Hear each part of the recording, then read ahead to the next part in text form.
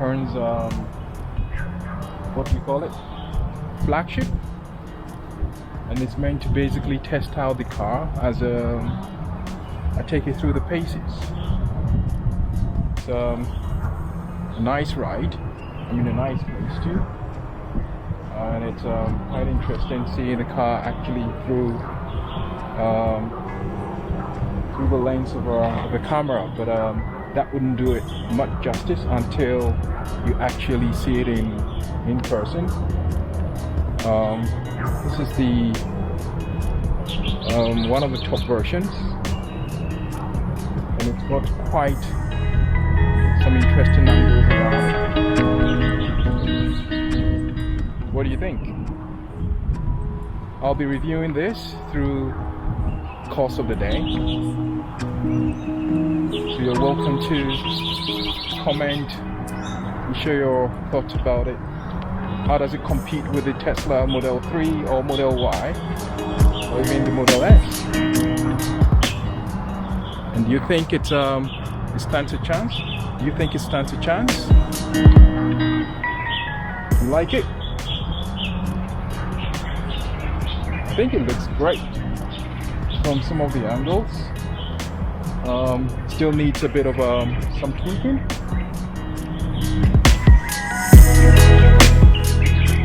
It's a lovely design, and the black actually makes it look really good.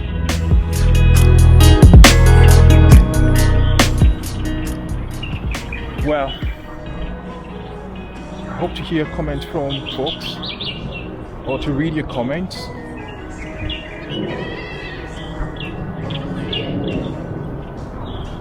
I hope you enjoy this video.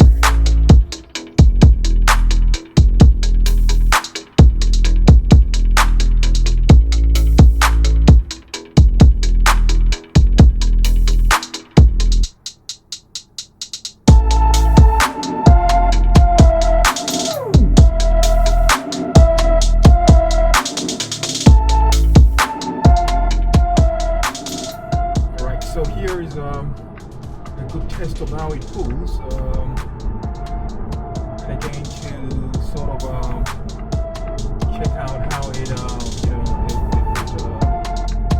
basically throws its weight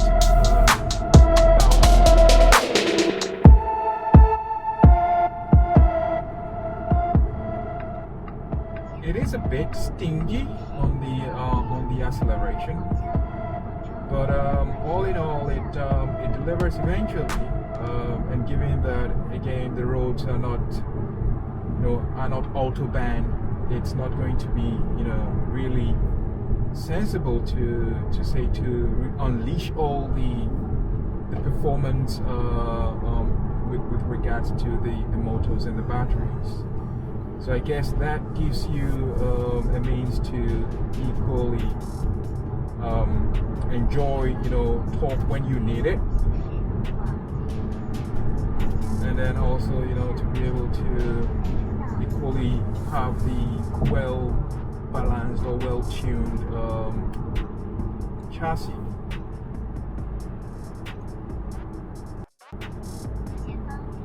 The speed limit on this road is 120, and within the laws you can do 20% in excess of that, but not for a sustained time. So I will try to test that and see whether we can actually deliver up to 145 with some sort of mindset that we are actually just testing the performance of the car. Okay, so let's do that and see. It really that's well when it comes to balancing itself on the route. I really like that. It reminds me very well of BMW, especially I use the BMW 5 Series, 525, 528 and 530 over a couple of years. And I'm really, I really love the BMW driving dynamics. So having a bit of that replicated in here with similarities to the Porsche family really is exciting.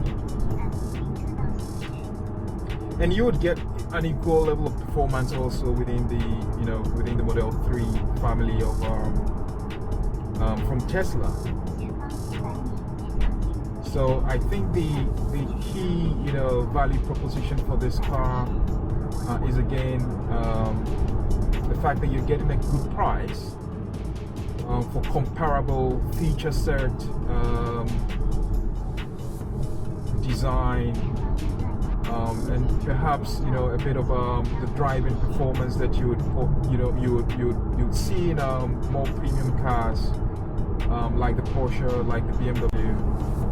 And all thanks to the fact that the batteries are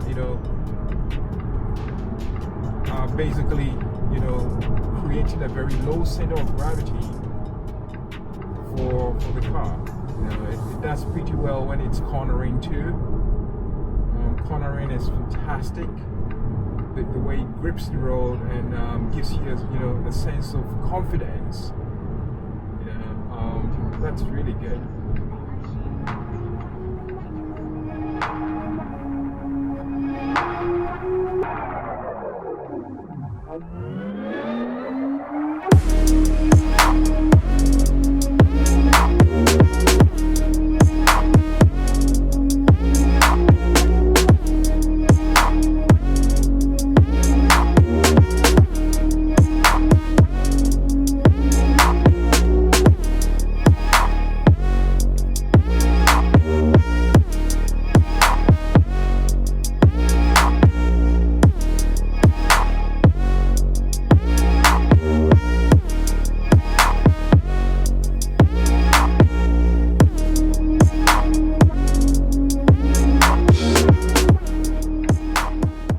Get a power loss at around 140, and I think that would be, again, based on the price range, maybe that's what the motors can accommodate. But around 140, you've already hit the speed limit, and in excess of about 20%. So really, you might as well just enjoy that limit.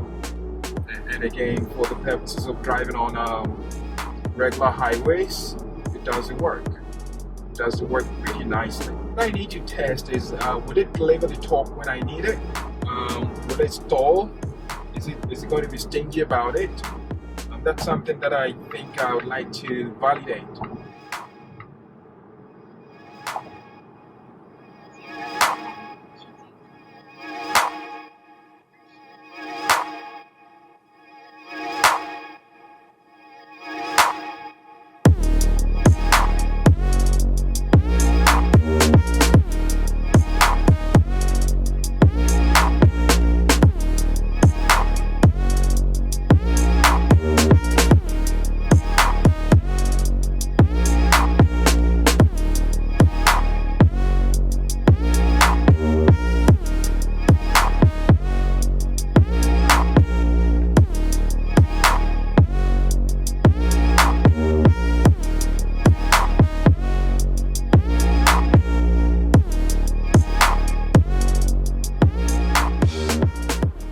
and I could drive this car all day.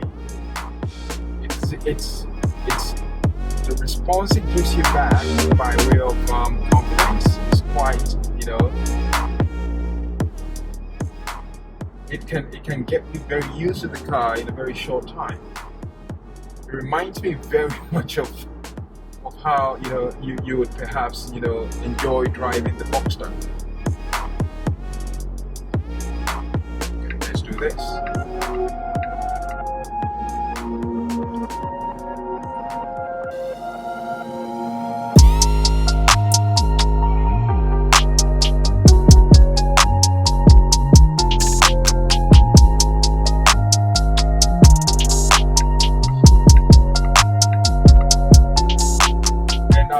On the regenerative braking, so I'm not actually using the brakes at all in most cases, which is a good thing to know that I can return some of the power back to the batteries.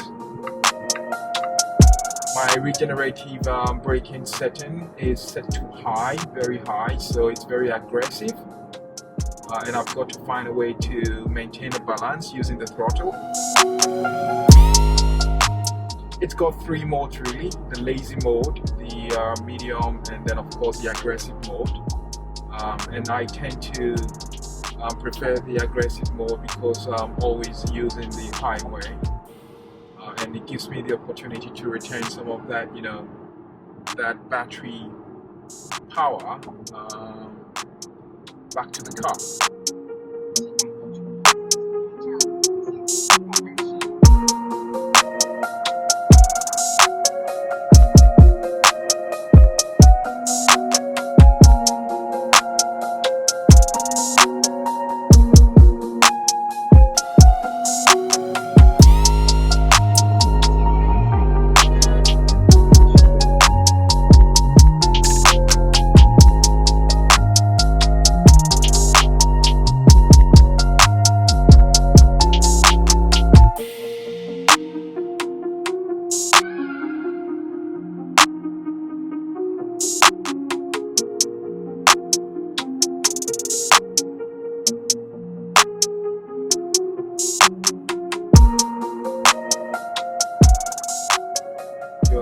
Too far off, transitioning from gasoline to this car if you're really looking at the EV space.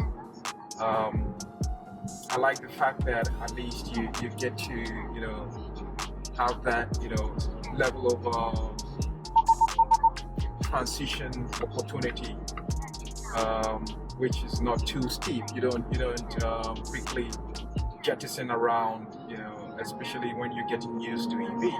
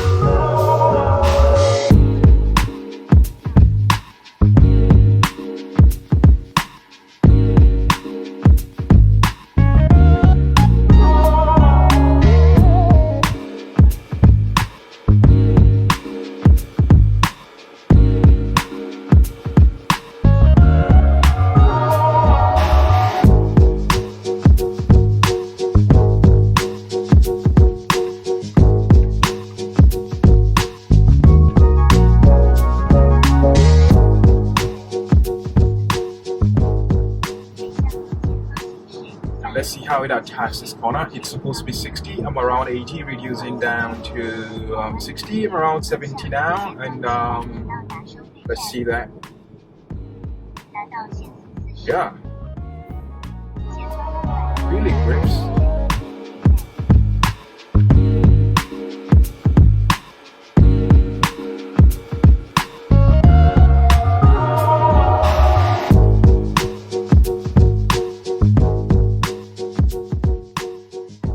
Very firm in the grip of the road. Really good.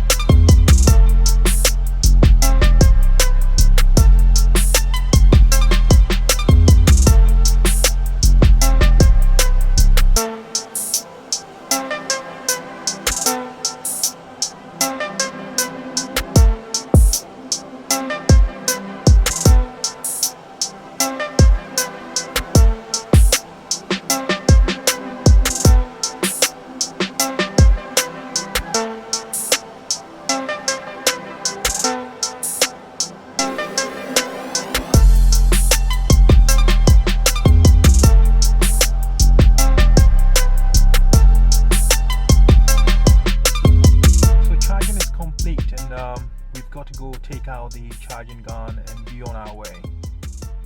We've got 45 km to drive, so we should see how much we're able to deplete the battery by the time we reach our destination. So essentially a quick status: we added 126 km, and that took 55 minutes. I guess from the screen I could guess those numbers. I try to keep the charging capacity at 90% in order to extend the life of the battery. So we can go take out the charging gun now.